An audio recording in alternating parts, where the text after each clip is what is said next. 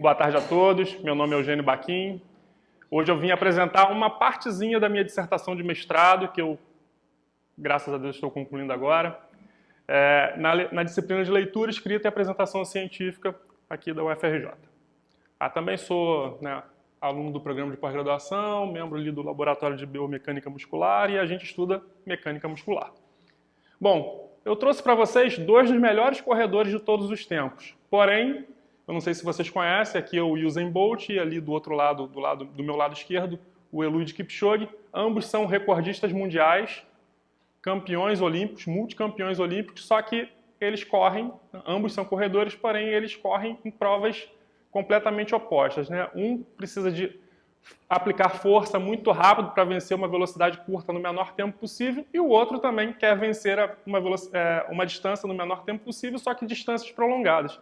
Então, o padrão de contração, o padrão metabólico, todo aquele padrão funcional desse corredor, ele é diferente. Então, visualmente, eu queria fazer uma pergunta para vocês. Qual é a principal diferença que vocês conseguem ver visualmente entre os dois corredores? Porte físico. Exatamente isso. O porte físico dos dois é completamente diferente, porém ambos são muito magros. Um tem muita massa muscular, ou volume muscular, o outro tem menos volume muscular, mas tem uma musculatura muito eficiente, e isso é arquitetura muscular. Então a arquitetura muscular, além desses fatores de volume muscular, ela tem outros fatores internos que vocês, não sei se vocês conhecem, mas vocês vão conhecer hoje, que também influenciam na função desses corredores, e é muito pouco estudado isso na corrida. Normalmente na corrida, quando eu comecei a estudar um pouco mais sobre esse assunto, você estuda a parte fisiológica, a parte metabólica, o tipo de fibra muscular, só que a parte de arquitetura muscular é muito pouco estudada e muito pouco conhecida.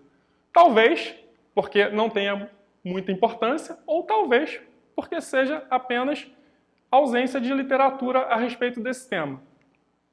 Então, o meu projeto de mestrado, a minha dissertação de mestrado, baseou-se na vontade de caracterizar e comparar a arquitetura muscular de membros inferiores em corredores recreacionais de longa distância. Por que corredores recreacionais de longa distância? Porque os corredores recreacionais eles representam o maior público de corredor.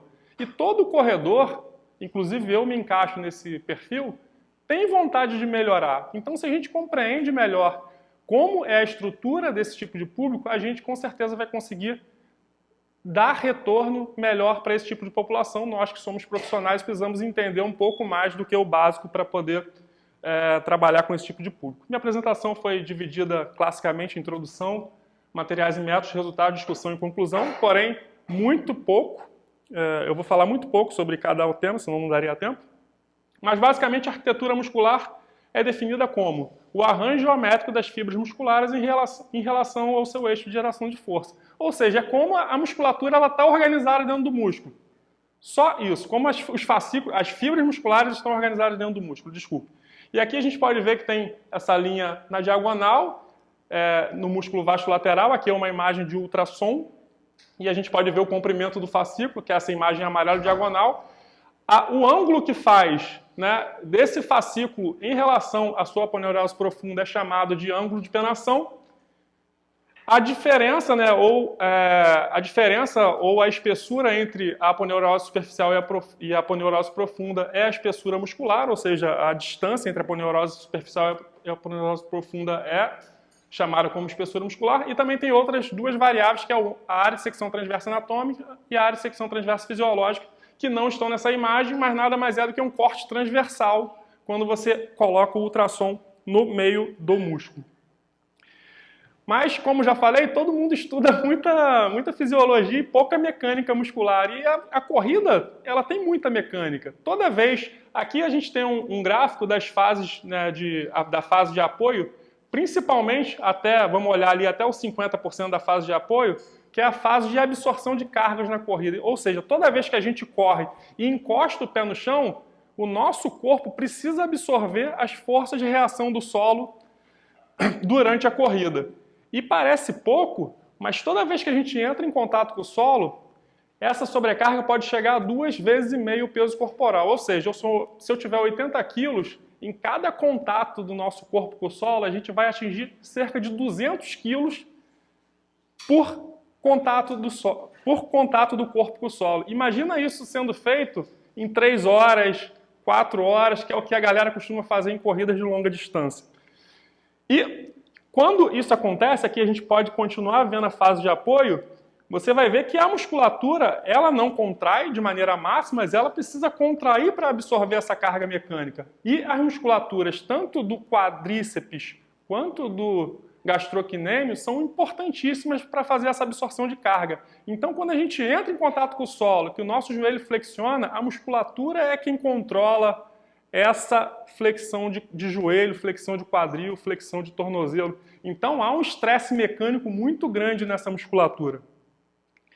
De maneira bem resumida, eu separei a minha coleta em 2 fases, a pré-coleta e a coleta. Primeiro a gente fazia a seleção, triagem, e se ele respondesse, tinha que fazer o questionário de parquet para ver se ele tinha capacidade física de participar. Todos eram corredores com mais de 2 anos de treinamento, com bastante volume de corrida. Eu até tirei esses dados porque ia ficar muito longo, já estou com 2 minutos só, preciso correr.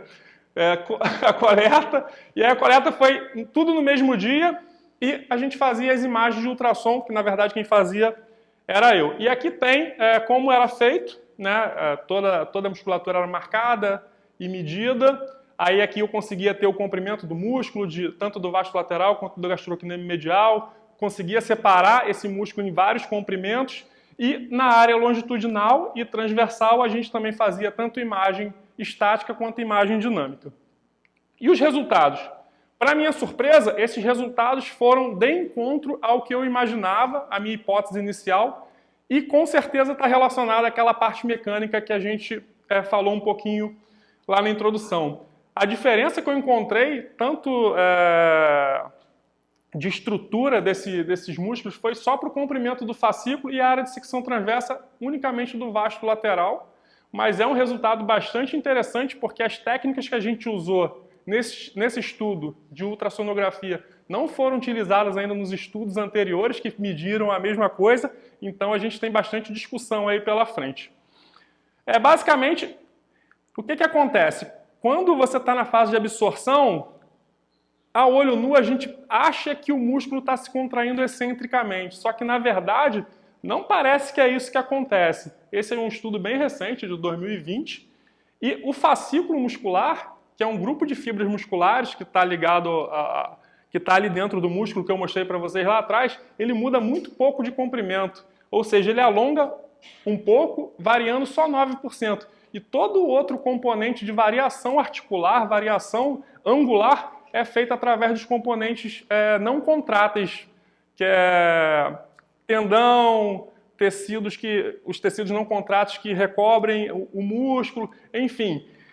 Isso daqui é uma característica muito interessante porque eles chamam de uma contração quase isométrica. Apesar de não ter resultados efetivos na corrida com esse tipo de contração, a gente consegue encontrar na literatura outros estudos que fizeram protocolos ou isométricos ou excêntricos que tiveram resultados similares ao que eu encontrei na minha dissertação de mestrado, que é o aumento no comprimento do fascículo e também aumento na área de secção transversa anatômica. Esse aumento na área de secção transversa anatômica é apenas uma adaptação secundária ao aumento do comprimento do fascículo por uma questão de melhor adaptação. O músculo ele precisa expandir um pouco para poder como se fosse acoplar aquela fibra muscular maior. E a conclusão é a seguinte, que corredores recreacionais de longa distância possuem maiores comprimentos do fascículo e área de secção transversa do músculo vasto lateral comparado aos participantes do grupo controle, porém mais estudos são necessários para caracterizar esse tipo de amostra. Para concluir, eu faço um convite para vocês. Se tudo der certo, no dia 31 de agosto, eu vou fazer a minha apresentação, vou fazer minha defesa de mestrado, e vocês todos estão convidados a participar, vai ser aqui na UFRJ, vai ser presencial, então seria um prazer tê-los todos observando, né, me observando lá na apresentação. Vou estar bem mais nervoso do que aqui, provavelmente. E aqui, deixo aqui os meus contatos, quem tiver algum interesse, eu também sou corredor, adoro correr, então isso é uma das coisas também que me motivou a participar e a estudar um pouco mais sobre o assunto. Obrigado.